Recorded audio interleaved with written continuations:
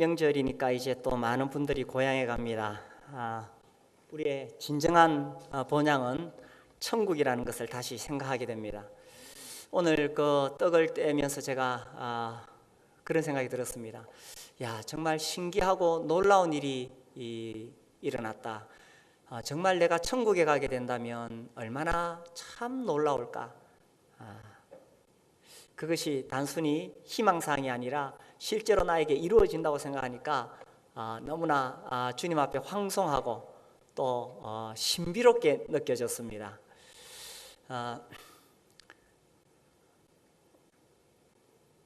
주님은 또한 우리가 이 땅에 사는 동안에도 우리의 선하신 목자가 되어 주셔서 늘 우리와 함께 하시고 또 우리를 돌보시는 주님이십니다. 이번에 저희 가을 학기에 많은 분들이 이 삶 공부에 신청해 주셨습니다. 그리고 이제 세번역 성경을 제가 좀 소개를 했습니다. 말씀의 삶은 16주 동안에 성경을 다 읽도록 하는 과정인데 세번역 성경을 좀 신청하라고 했는데 많은 분들이 신청하셨어요. 저도 이번에 좀 작심하고 세번역을 읽어봤습니다. 지난주에 특히 이 요한복음을 쭉 읽었는데 굉장히 쉽습니다. 너무 쉽고 또 이 예수님 이야기가 개역 개정으로 읽으면은 그냥 어떤 뭐 성경의 거룩한 내용처럼 들리는데 세번역으로 읽으니까 마치 내가 그 현장에 가 있는 듯한 그런 느낌을 받게 되었습니다. 그래서 이번에 말씀의 삶 하시는 분들은 세번역 가지고 읽어보시면 아주 재밌을 겁니다. 그래서 16주 안에 충분히 읽을 겁니다. 제가 지난주에 요한복음을 읽다가 이 5장에서 특별히 제 마음에 여러 가지 생각이 되어졌습니다. 이 5장에는 38년 된 병자를 고치는 이야기입니다. 5장 2절에 보시면 예루살렘에 있는 양문 곁에 히브리 말로 베데스다라 하는 못이 있는데 거기에 행각 5이 있고 예루살렘에는 문이 여러 개 있죠. 그 중에 양문, 양이 드나드는 문, 양을 데리고 다니던 문, 그 문의 곁에 베데스다라 하는 못이 있습니다. 이게 이제 또 학자들이 연구를 해서 밝혀냈는데 1888년에 이 장소를 발굴을 해냈습니다. 그래서 지금은 이제 이 위에다가 베데스다 기념교회를 지었습니다. 근데 이제 여기 그 못에 내려가는 길이 굉장히 가파르다고 합니다. 그래서 경사가 심한 그 가파른 곳에 이 못이 있습니다. 베데스다가 무슨 뜻이냐? 뭐 이런저런 해석들이 있는데 일반적으로 알려지기로는 이 베데스다는 자비의 못이다. 하나님께서 자비를 베푸시는 그런 못이다라는 뜻을 가지고 있습니다. 왜 거기가 자비의 못이냐 하면 여기에는 한 번씩 병이 나을 수 있는 그런 기적이 일어나기 때문입니다. 그래서 천사가 와서 아마 이게 이 연못을 한번 물을 휘젓는가 봐요.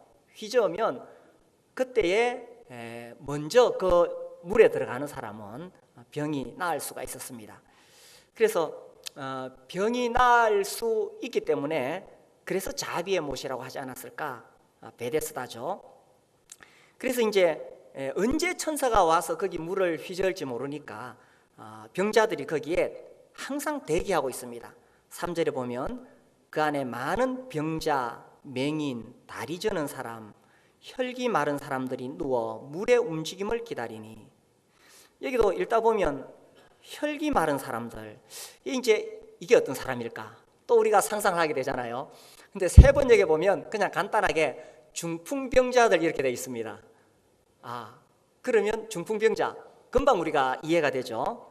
그래서 중풍병자들이 누워서 물의 움직임을 기다리고 있습니다. 4절에 이는 천사가 가끔 못에 내려와 물을 움직이게 하는데 움직인 후에 먼저 들어가는 자는 어떤 병에 걸렸든지 낫게 되밀어라. 그래서 천사가 물을 움직인 다음에 누구든지 먼저 들어가면 병이 나을 수가 있다는 것입니다. 이런 못 있으면 한번 가보시겠습니까? 뭐 병으로 고생하시는 분들, 나도 그런 데 있으면 한번 가봐야 되겠다. 근데 이게요, 베데스다 자비의 못인데 과연 여기가 자비의 못이냐 하는 것을 우리가 다시 생각해 볼 수 있습니다. 천사가 물을 휘저은 다음에 그곳에 누구든지 가서 다 그 물에 들어가면 다 병이 나으면 좋겠는데, 문제는 늦게 들어가는 사람은 안 된다는 겁니다. 여기 보면 먼저 들어가는 사람이 난다 그랬어요. 먼저. 그래서 이제 만약의 경우에 뭐 천사가 와가지고 물을 휘저었다 이러면 어떤 현상이 생기겠습니까? 거기 있던 병자들이 어쨌든 못 가까이 있으려고 딱 있다가 천사가 못을 휘저는 순간 서로 먼저 들어가려고 얼마나 그게 경쟁이 치열하겠습니까? 그래서 누군가 내 앞에 가려고 그러면 어떻게 하겠어요? 잡아 당겨야 되겠죠. 그리고 누가 옆에서 나를 추월하려고 그러면 어떻게 하겠어요? 다리를 성 내밀어서 다리 걷어야 됩니다. 다른 사람보다 먼저 들어가야 병이 낫는 겁니다. 그렇게 생각한다면 여기는 자비의 못이 아니라는 겁니다. 그래서 먼저 들어가려고 밀치고 땡기고 반칙 써고, 그죠? 옆구리로 치고 막 이렇게 할 겁니다. 사실 우리가 살아가는 이 세상이 그러하다는 거죠. 우리가 살아가는 이 세상이 얼마나 경쟁이 치열한지 모릅니다. 뭔가를 얻기 위해서 다른 사람보다 먼저 달려가야 됩니다. 그러니까 더 열심히 일해야 됩니다. 그래서 우리가 자녀들에게 공부해라 이렇게 하는 이유가 세상이 워낙 치열하니까. 아직 우리 자녀들은 모르죠, 세상이 얼마나 치열한지. 그래서 공부해라 이래서 공부를 잘해서 좋은 대학 가야 또 성적이 잘 나와야, 그래야 또 좋은 회사에 취업하게 되고 또 돈을 많이 벌어야 되고, 그런 경쟁 속에 살아가고 있습니다. 이 참 그런 거 생각하면 우리 학생들이 참 불쌍하고 안 됐습니다. 지난 수요일 날 제 친구 그 어머니가 돌아가셔서 장례식에 갔어요. 가니까 이제 그쪽에 다 교사들, 뭐 장학사들 뭐 다 모여 있더라고요. 이야기를 하는데 정말 학생들이 너무 불쌍하대요. 너무 치열하니까. 근데 이게 교육 시책이라는 거죠. 학생들끼리 경쟁을 시키는데 교사들끼리도 경쟁을 시키는 거예요. 그리고 또 학교들끼리 경쟁을 시키는 거예요. 그러니까 학교들끼리 경쟁이 되니까 교장 선생님은 밀어붙이고 교사들은 학생들 쪼우고 학생들은 거기서 밤낮으로 공부해야 되고 그런 상황입니다. 그러다 보니까 그 경쟁에 살아남지 못하는 학생들이 간혹 참 우리가 듣는 안타까운 그런 일들이 일어납니다. 근데 제가 그랬어요. 야, 대구가 너무 심하지 않느냐. 그러니까 대구만 그런 게 아니래요. 전국에서 학생들이 그런 일이 있는데, 아이들이 그 경쟁에서 시달리다가 그 스트레스를 못 이기니까 정말 이렇게 스스로 목숨을 끊는다든지 이런 일들이, 난 대구의 경쟁이 심해서 그런 줄 알았는데 아니래요. 대구만 그런 게 아니라 전국에서 일어난대요. 근데 이 대구에는 언론하고 이 교육계하고 별로 사이가 안 좋아가지고 사건이 날 때마다 터뜨려서 그렇지 다른 지역에도 계속 그런 일이 난대요. 참 안타까운 일이죠. 그래서 이 세상에 이게 경쟁이라는 겁니다. 경쟁.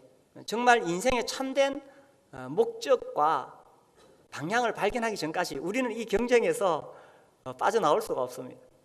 또 그저께는 이 대학의 교수님들하고 또 식사를 했는데 이분들 또 나름대로 스트레스를 받고 있는 거예요. 대학들을 또 서열을 쫙 매깁니다. 대학 학과를 서열을 매깁니다. 그래가지고 중앙지에 막 실죠, 그죠? 그러니까 또 여기에 교수들대로 또 너무너무 죽을 마신 거예요. 그래서 온 세상이 이 경쟁입니다. 세상은 무한 경쟁 시대입니다. 이게 이제 경쟁이라는 게 한 지역에서의 경쟁이 아니라 지금은 전 세계적인 경쟁입니다. 그래서 지금은 뭐 국가 경제 이런 말 쓰면 촌스럽다고 말한답니다. 세계 경제. 온 세계가 서로 다 얽히고 설켜 있기 때문에 전 세계적인 그런 경쟁입니다. 근데 이게 세계가 앞으로 어떻게 나아갈지 미래가 예측을 할 수가 없습니다. 그래서 미래에 대해서 이야기하면 불확실성의 시대다. 그게 매우 중요한 화두죠.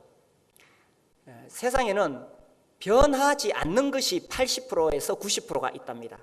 그런데 변하는 것이 10에서 20%가 있대요. 이것이 막 뒤엉켜 가지고 미래가 우리가 상상도 할 수 없는 전혀 다른 세상을 만들어낸다는 겁니다. 이런 세상 속에서 그러니까 앞으로 10년, 20년 뒤에 우리나라에도 30개 기업 중에 15개는 문을 닫을 것이다. 그러니까 살아남기 위해서 얼마나 치열하겠어요? 지금 비즈니스 2.0 시대에 진입 중이랍니다. 비즈니스 1.0 시대는 소유의 경제, 공급자 중심, 하드웨어 중심이었다고 합니다. 그러니까 얼마나 많이 가지고 있느냐, 또 가지고 있는 사람이 나눠주는 것, 그리고 하드웨어, 옛날 같으면 예배당 건물만 잘 지어놔도 사람들이 몰려왔습니다. 지금은 그런 시대가 아니라는 거죠. 비즈니스 2.0 시대는 소유의 내가 얼마나 많이 가져 있느냐, 소유 대신에 접속의 시대. 누군가 아무리 많이 가지고 있어도 거기에 누가 연결해 주느냐, 이게 중요하다는 겁니다. 그리고 공급자 중심보다는 공급자, 소비자, 또 다른 경쟁자, 이해관계자가 모두 함께 얽혀 있다는 거예요. 그리고 이 하드웨어보다는 지식이나 소프트웨어가 더 경제의 운명을 좌우하는 그런 시대라는 거죠. 그러니까 이게 지금 개인 간, 기업 간, 국가 간 경쟁이 얼마나 치열한지 모릅니다. 거기서 이제 중간에서 깨지면 이제 도태하는 거예요. 넛크래크 현상이라 그러죠. 호두를 까는 기계 있죠. 위에서 누르고 밑에서 올려가지고 호두를 까잖아요. 깨뜨리잖아요. 그래서 이제 우리나라가 지금 그런 상황에 처해 있다고 하죠. 미래 기술, 앞서가는 이쪽 기술로 보니까 미국, 일본, 중국이 벌써 그 기술 다 가지고 있고, 거기다가 우리가 가지고 있는 기존 산업은 또 밑에서 막 치고 올라옵니다. 그래서 앞으로 나가려고 그러니까 위에서 막고 있고 또 밑에서는 막 치고 올라오고, 1990년대 일본이 그랬다 그러죠. 그래가지고 이게 이제 깨지는 겁니다. 그리고 또 사실 교회는 교회대로 또 얼마나 경쟁을 하는지 모릅니다. 지금 점점 한국의 기독교인들이 줄어들면서 교회 간에도 막 경쟁을 합니다. 그래서 제가 생각해 봤습니다. 우리 교회는 얼마나 경쟁력이 있는가.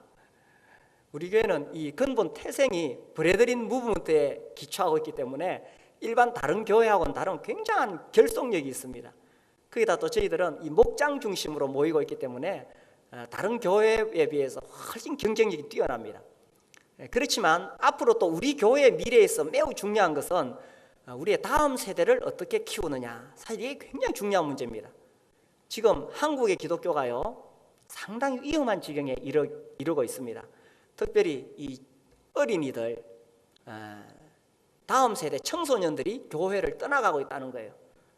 그래서 우리도 교회적으로 다음 세대를 어떻게 신앙을 그들에게 전수하고 다음 세대를 키울 거냐, 정말 이 교회적으로 여기에다가 엄청난 에너지를 투자해야 될 그런 상황입니다.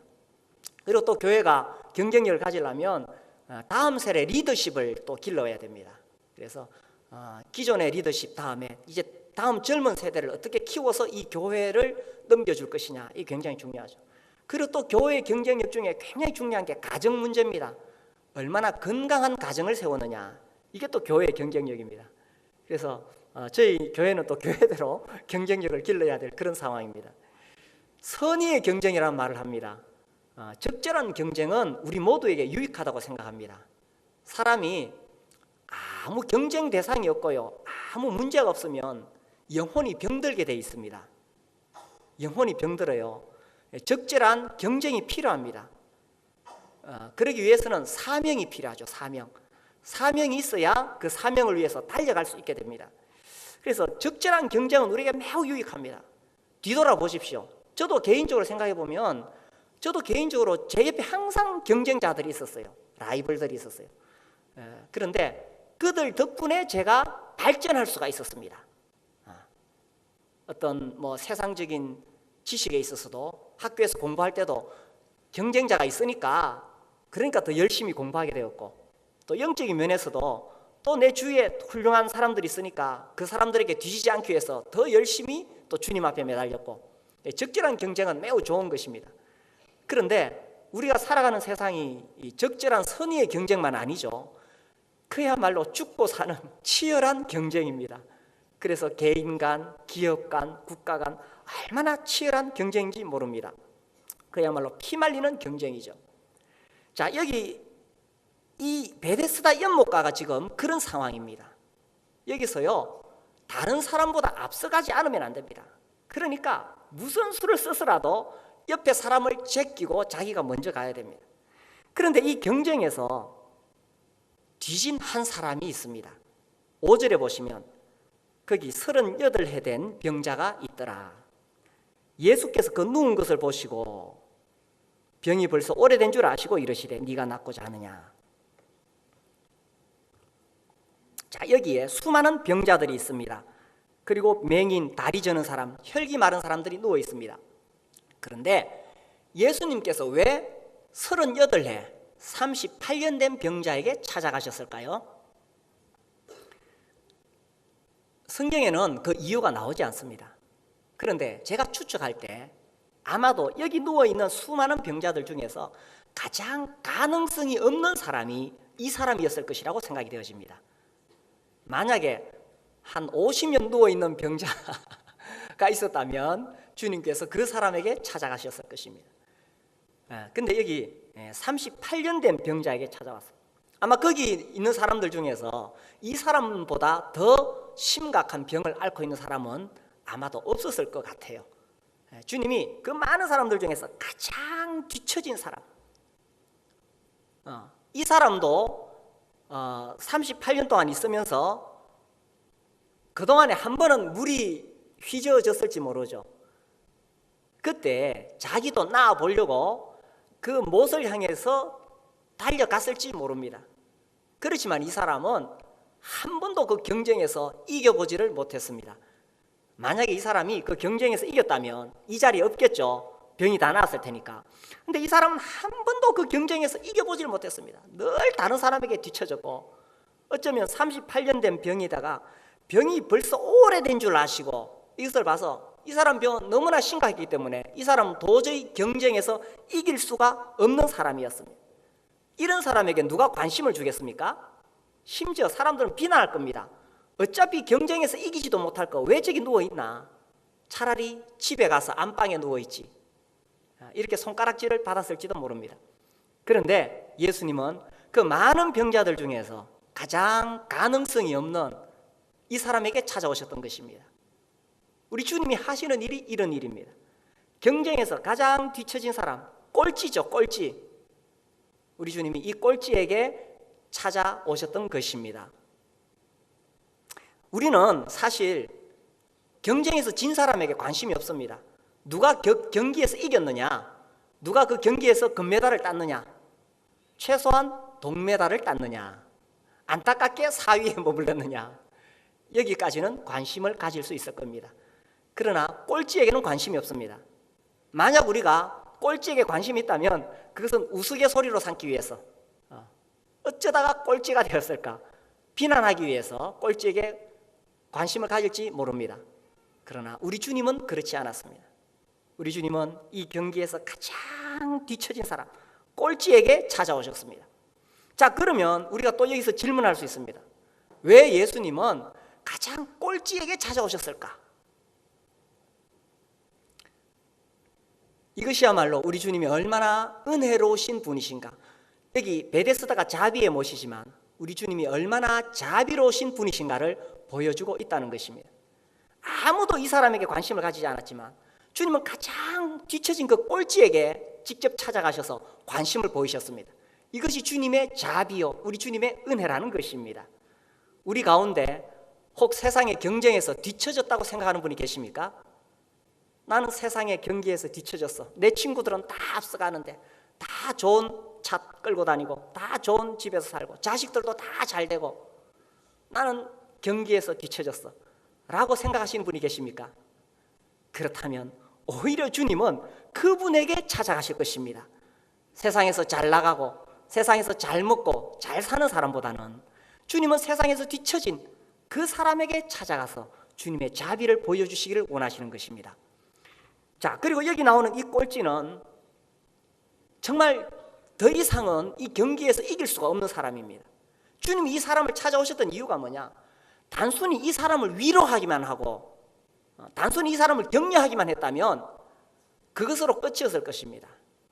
그러나 더 중요한 이유가 있죠. 그건 뭐냐 하면 경쟁에서 뒤치고 도저히 이 사람 병을 나을 수 있는 방법이 없습니다. 이런 사람에게 주님이 자기의 능력을 보여주시기를 원하셨던 것입니다. 그래야만 우리 주님의 능력이 얼마나 놀라운 것인가를 알 수가 있기 때문이죠. 그래서 이 꼴찌에게 주님이 찾아오셔서 주님의 은혜로우심이 얼마나 놀라운 것인가, 주님의 능력이 얼마나 놀라운가를 주님은 보여주시기를 원하셨던 것입니다. 여기서 주님께서 물으십니다. 6절, 네가 낫고자 하느냐? 이건 정말 위대한 질문입니다. 네가 낫고자 하느냐? 자, 이 사람이 낫고 싶겠어요? 안 낫고 싶겠어요? 당연히 낫고 싶겠죠. 그런데요, 이 심리학자들은 이야기를 합니다. 사람이 어떤 문제에 빠져 있어요. 너무 오랫동안 그 문제에 빠져 있으면 거기서 굳이 헤어나오려고 하지 않는다는 것입니다. 그래서 이 노숙자들 이야기를 듣습니다. 이 노숙자들이 그 생활에 젖어 있으면은 그 사람이 이제 일자리를 가지고 그 사람이 다시 시작할 수 있는 기회가 와도 그 기회를 붙잡지 않는다고 합니다. 왜냐하면 이제 그냥 노숙자로 그래 사는 게 너무나 익숙하고 편해졌기 때문에 자기가 일할 수 있는 기회가 왔을 때 그 기회를 잡고 거기 도전하고 또 더 열심히 노력하면 얼마든지 거기서 빠져나와서 성공할 수 있죠. 그런데도 오랫동안 노숙자 생활에 젖어 있으면 거기서 안 빠져나오려는 거예요. 질병도 그와 같다. 질병도 오랫동안 병을 앓고 있으면 정말 내가 이 병을 내가 이기고 나야 되겠다 이런 생각을 하지 못한다는 겁니다. 그냥 주저앉아서 그냥 가족들이 자기 수발 들는데 너무나 익숙해져 있다는 겁니다. 남들이 자기에게 도움을 주는데 너무나 익숙해져 있다는 겁니다. 그러니까 심지어 오히려 다른 사람이 자기에게 도움을 주지 않으면 화를 내는 거예요. 왜 나를 도와주지 않느냐. 이 심각한 질병이죠. 주님이 물으셨습니다. 네가 낫고자 하느냐. 근데 사실 그 뒤에 7절 읽어보면 그 대답이 좀 황당합니다. 그런데 주님이 왜 이 질문을 하셨을까? 그러니까 이 질문이 중요하다는 거예요. 주님은 지금 이 병자에게 그 중심을 건드리고 있는 거예요. 네가 정말 낫기를 원하느냐? 너에게 지금 그게 필요하다. 네가 정말 딛고 일어서기를 원하느냐? 네가 정말 이 문제를 극복하기를 원하느냐? 네가 정말 치유되고 회복되기를 원하느냐? 주님 지금 그것을 터치하고 계신 것입니다. 우리 여기 나오신 분들이 다 삶 속에서 어떤 문제를 가지고 있습니다. 그런데 나는 정말 이 문제를 딛고 극복하고 일어서기를 원하느냐 하는 것입니다. 우리가요 말로는 쉽게 이야기해요. 또 기도 제목도 냅니다. 나에게 이런 문제가 있습니다. 내가 또 영적으로 좀 더 성숙하고 싶습니다. 내가 성경도 읽고 싶고요, 교회도 더 열심히 하고요, 봉사도 하고요, 전도도 하고 싶어요. 이렇게 기도 제목을 냅니다. 저는 그런 기도 제목 들을 때마다 마음속에 묻고 싶어요. 정말 그렇게 되기를 원하느냐? 정말 형제님이 영적으로 회복되기를 원하십니까? 우리가요 그냥 우리가 희망사항을 이야기할 수 있어요. 희망사항. 그런데 내가 중심에서부터 내가 정말 회복되기를 원하느냐 하는 것입니다. 내가 정말 이 문제를 극복하고 일어서기를 원하느냐 하는 것입니다. 우리 옆 사람에게 물어보세요. 낫기를 원하십니까? 정말 낫기를 원하느냐 이것입니다. 내가 가지고 있는 여러 가지 수많은 문제, 특별히 나의 이 영적인 면에서 내가 영적으로 치유되고 회복되기를 원합니다. 정말 그런 마음을 가지고 있느냐라는 것입니다. 정말 내가 변화되기를 원하느냐 하는 것입니다. 주님이 묻고 계신 거예요. 네가 낫고자 하느냐. 자, 이렇게 물었을 때 병자가 뭐라고 대답했느냐? 7절 병자가 대답하되 주여 물이 움직일 때에 나를 못에 넣어주는 사람이 없어 내가 가는 동안에 다른 사람이 먼저 내려가나이다. 야, 여기 먼저라는 단어, 이게 피를 말리는 단어입니다. 4절에도 먼저 들어가는 자는, 그래서 먼저, 남들보다 먼저, 그렇죠. 남들보다 먼저. 사실 이것이 선한 어떤 경쟁심이라면 참 좋은 것이라고 생각합니다. 어떤 목사님은 아침에 일어났는데 자기가 새벽 기도 가기 전에 두부장수 종소리가 나더래요. 그래서 이 목사님이 크게 회개하고, 아니 두부 팔라고 저렇게 새벽같이 일어나는데 내가 기도하러 일어나는 게 저 사람보다 늦었어야 되겠나, 이래가지고 그 다음부터는 두부장수보다 먼저 일어나서 새벽 기도하러 가셨답니다. 그런 먼저는 참 좋은 거예요. 그런데 사실 우리가 살아가는 세상의 이 먼저는 얼마나 치열한지 모릅니다. 자, 이 병자는 여전히 다른 사람들보다 먼저 갈 수 없기 때문에 주님께 이야기를 했습니다. 그리고 물이 움직일 때 나를 못에 넣어주는 사람이 없다고 말을 했습니다. 누가 그 사람 못에 넣어주겠어요? 자기 달려가기도 바쁜데. 그리고 38년 동안이나 이렇게 앓고 있으면 아무리 가족이라 그러지만 어떻게 38년 동안 옆에서 봐줄 수가 있겠어요? 그러니 이 사람은 정말 인간적으로 불가능합니다. 설사 천사가 와서 물을 움직인다 하더라도 이 사람은 나을 수 있는 길이 없는 것입니다. 그리고 이 사람이 여전히 이 물속에 먼저 들어가야만 낫는다는 자기 상식을 벗어나지 못하고 있었다는 것입니다. 만약에 예수님이 이 물보다, 그 물을 움직이게 하는 천사보다 더 크고 놀라운 능력을 가지신, 자기를 고치실 수 있는 그 예수님이라 그것을 알았더라면 그렇게 말하지 않았겠죠. 그러나 주님은 그에게 먼저 질문을 하신 것입니다. 네가 낫고자 하느냐?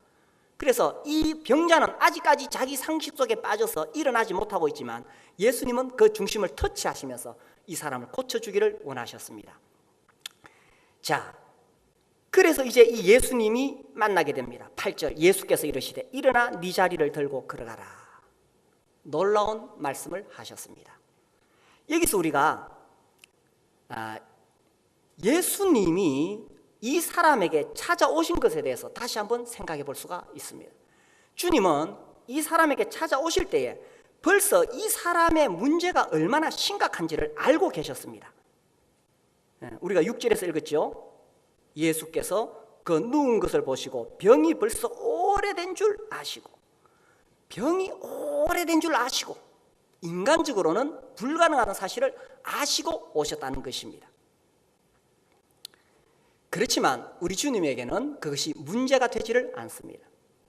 이 사람의 병이 얼마나 심각한 병이든지, 이 사람이 얼마나 오랫동안 질병을 앓았든지 그것은 전혀 문제가 되지 않는다는 것입니다.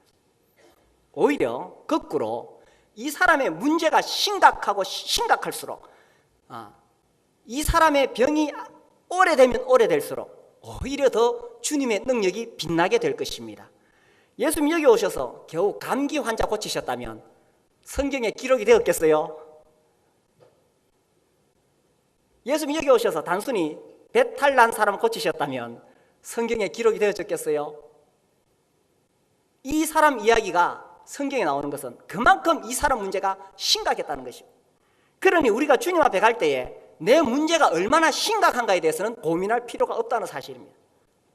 우리가 살아가면서 엄청나게 큰 문제를 가지고 있는데 우리가 이 문제 때문에 이 문제가 너무 크다고 해서 고민할 필요는 없다는 것입니다.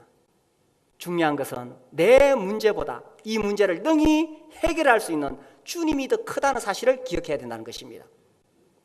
그래서 제가 좋아하는 말이 있습니다. 산이 크다고 불평하지 말고 산을 향하여 하나님의 전능하심을 선포하라. 산을 향하여 하나님이 얼마나 크신지를 선포하라. 그래서 주님은 가장 심각한 문제를 가지고 있는 이 사람에게 오셨습니다. 그 다음에 두 번째로 우리가 또 알 수 있는 것은 주님은 이 사람이 왜 이런 질병을 앓고 있는지 그 원인을 알고 계셨다는 것입니다. 14절에 보시면 그 후에 예수께서 성전에서 그 사람을 만나 이르시되 보라 네가 나았으니 더 심한 것이 생기지 않게 다시는 죄를 범하지 말라. 자, 이 말씀 보았을 때 이 사람이 38년 동안이나 앓아 누웠던 이유가 뭡니까? 그것은 바로 이 사람의 죄였습니다. 모든 질병, 모든 문제의 원인이 죄는 아닙니다. 그래서 뒤에 요한복음 9장에 보면 날 때부터 소경된 자를 보고 제자들이 물었습니다. 주님, 이 사람이 왜 이렇게 맹인이 되었습니까? 날 때부터 앞을 못 보니 그 부모의 죄 때문입니까? 아니면 이 사람의 죄 때문입니까? 라고 물었을 때 주님이 그렇지 않다, 죄 문제가 아니다라고 말씀하셨습니다. 그러니까 모든 질병 혹은 모든 문제의 원인이 다 죄는 아닙니다. 그러나 이 사람의 경우는 죄였습니다. 이 사람은 뭔가 하나님 앞에 죄를 지었기 때문에 그 죄 때문에 38년 동안 고민하고 있었다는 것입니다. 자, 여기서 중요한 것은 우리가 가지고 있는 모든 문제의 원인이 다 죄가 아닐 수 있습니다. 그러나 중요한 것은 내가 가지고 있는 이 문제에 있어서 이 문제의 해결책을 어디서부터 시작하느냐, 그것은 나 자신에게서부터 시작해야 된다는 것입니다. 주님은 이 사람의 문제가 죄라는 것을 알고 네 죄에서부터 이 문제를 해결해야 된다라는 것을 14절에서 이 다음에 알려주신 거예요. 우리가 가지고 있는 문제에 있어서도 우리가 가지고 문제를 해결하려면 그 문제를 해결하기 위해서 어디서부터 시작해야 되느냐? 나에게서부터 시작해야 된다는 것입니다. 이건 매우 중요한 원리고 매우 중요한 진리입니다. 사람들이 어떤 문제를 가지고 그 문제의 원인을 자꾸 환경에서 찾으려고 합니다. 다른 사람에게서 찾으려고 합니다. 저 사람 때문에 내가 내 인생이 이렇게 실패했어. 우리 직장 상사 때문에 내가 실패했어. 그 경쟁하는 그 사업가 때문에 내가 실패했어. 내가 결혼을 잘못해서 남편 때문에 실패했어. 다른 사람에게서 원인을 찾으려고 하면 절대로 문제가 해결되지 않습니다. 모든 문제는 나에게서부터 시작해야만이 문제를 해결해 갈 수가 있다는 것입니다. 아멘이십니까? 자기에게서부터 문제를 해결해야 됩니다. 그래서 주님이 네 죄다라고 했을 때 이 사람은 자기 죄에서부터 문제를 해결해 가야 됩니다. 우리 모두도 내가 처해 있는 환경에서 나에게서부터 이 문제를 풀어가야 된다는 것입니다.